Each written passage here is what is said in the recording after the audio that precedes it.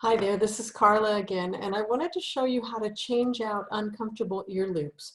By now, you may have a number of masks as you've tried, like I do, and you may have found ones that the ear loops are just awful.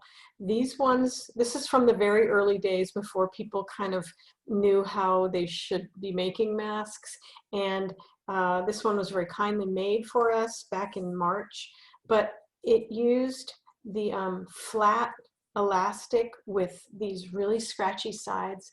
This is miserable to wear after a while, and I would change out these ear loops, but this doesn't have a channel, so I would have to cut these off, open this back up, and re-sew it. That's not going to happen. All right. I do have one that I got more recently, and it has channels through which these really uncomfortable ear loops go. They're black, so they match, but I don't care about that. These are flat, scratchy elastic.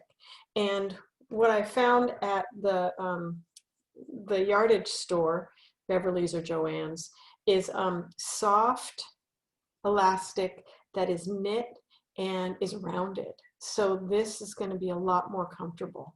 And I want to change these out. A trick, first of all, you want to cut about 10 inches of this material, maybe more if you want to make a bigger knot. But don't take these out yet. Don't take these out. Use them as a guide. So I have tied on 10 inches of this, and I'm going to use this as a way to get this through here, right? Woohoo! I'm done. Now I just untie this and do the same over here, and now I've got better ear loops that are going to be more comfortable. And remember, when you tie, obviously this is going to be the white one, but when you tie your knot, move it inside.